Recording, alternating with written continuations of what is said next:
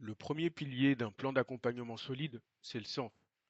Avant toute action, toute formation ou toute communication, vous devez être capable de répondre à trois questions fondamentales.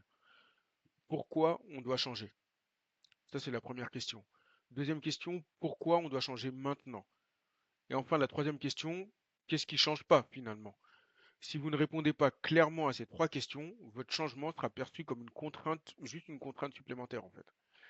Donc, la première question, pourquoi changer?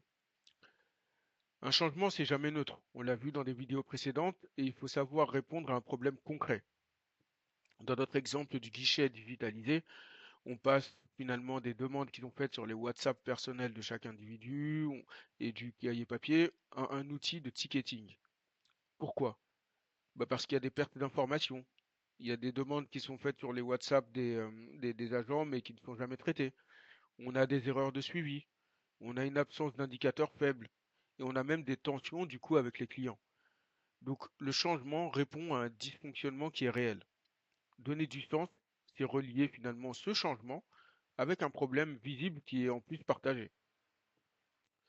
La deuxième question, pourquoi maintenant? Si vous ne justifiez pas le timing, bah, les équipes vont tout simplement penser pourquoi est-ce qu'on ne peut pas attendre? Pourquoi on doit le faire absolument tout de suite? Et dans le cas du guichet, bah, on peut très bien justifier le pourquoi maintenant par une augmentation du volume de clients. Donc, grosso modo, puisqu'il y a de plus en plus de clients, on ne peut pas se permettre d'attendre, sinon on va être complètement submergé. Une autre justification pourrait être aussi qu'on a un audit qui va arriver, parce qu'il y a trop de plaintes et que du coup, à un moment donné, il y a un audit qui va être mené sur l'ensemble des activités. Bref, vous l'avez compris, le pourquoi maintenant, c'est ça qui va créer finalement la nécessité. Quand il n'y a pas de nécessité, bah finalement, c'est plutôt le non-changement qui va dominer. Le troisième point, ou la troisième question, c'est de pouvoir répondre à la question qu'est-ce qui ne change pas finalement? Et ça, c'est le point qui va être rassurant pour les personnes qui vont être partie prenante de ce changement. Concrètement, dans un changement, on a souvent les collaborateurs qui se demandent qu'est-ce que je vais perdre? Il faut donc très clairement indiquer bah, ce qui ne change pas et ce qu'ils ne perdent pas. En l'occurrence, ici, dans notre exemple, ça va être que la mission globale ne change pas. C'est-à-dire que l'agent d'accueil reste finalement dans sa mission principale un agent d'accueil. On peut aussi rassurer sur le fait que l'équipe en elle-même ne change pas.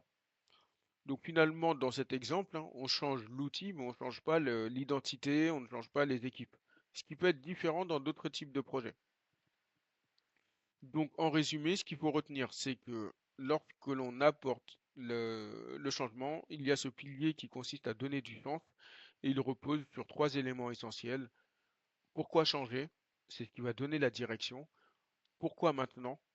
C'est ce qui va donner l'urgence. Et identifier ce qui ne change pas pour donner la sécurité finalement.